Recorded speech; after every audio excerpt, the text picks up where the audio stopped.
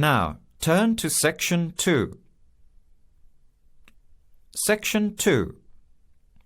You will hear a guide giving instructions to a group of international students in Canada preparing for a whale-watching trip. Before you hear the talk, you have some time to look at questions 11 to 16.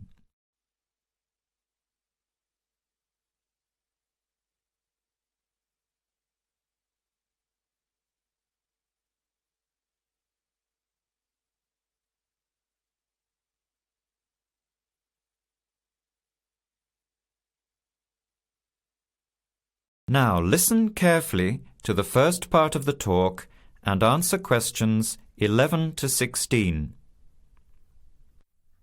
Hello, everyone. Glad to see so many happy faces on this wild and windy day.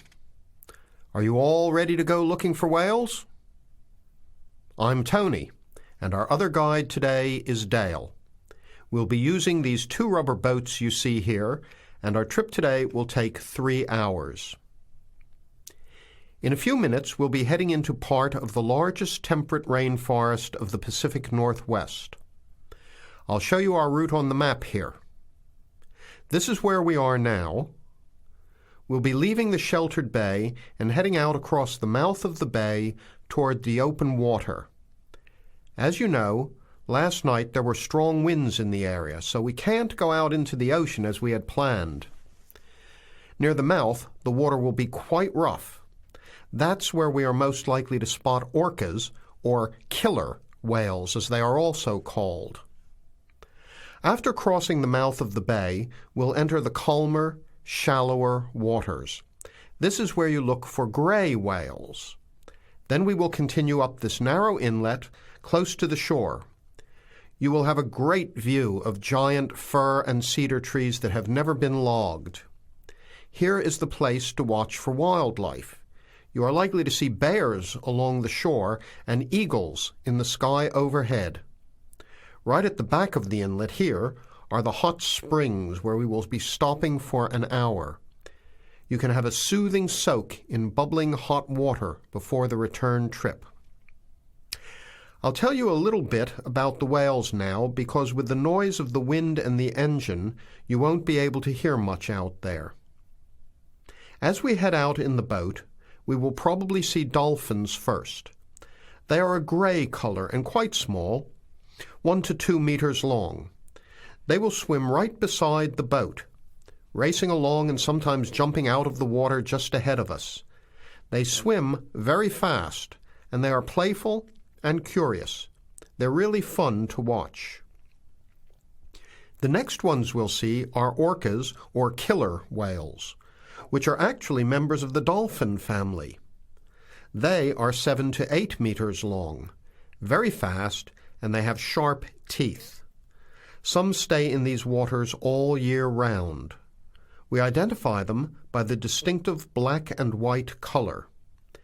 They feed mainly on salmon in these waters, but the orca diet can include seabirds, seals, dolphins, and other mammals. They can be fierce hunters, and this is why they are called killer whales. We should start watching for them as soon as we get out toward open water. We're likely to spot the orcas from a considerable distance. Watch for the black and white marking and mist spouting from the blowholes on top of their heads. Just outside the inlet is where we will probably see gray whales. The grays are migratory. They pass through here twice a year, moving from far in the north where they feed to the warm southern waters where they breed. You are very lucky today because several have been reported in the area. Unlike the orcas, grays are solitary, except when you see a mother with a calf. The gray whales are much longer and heavier than the orcas, 14 meters long, and weighing up to 30 tons. The gray whales are filter feeders, gathering tiny ghost shrimp from the sand at the bottom. We recognize grays from their tail fins because each one is different. Once we find the whales, we'll come up as close as we can safely. We are allowed to approach the whales no closer than 50 meters, but that feels pretty close when you are in the presence of animals this big. You'll see mist coming out of the blowholes when they breathe out, and you'll hear a loud hiss. If we are downwind, we might even be able to smell them, a strong, fishy smell. Before the talk continues, you have some time to look at questions 17 to 20.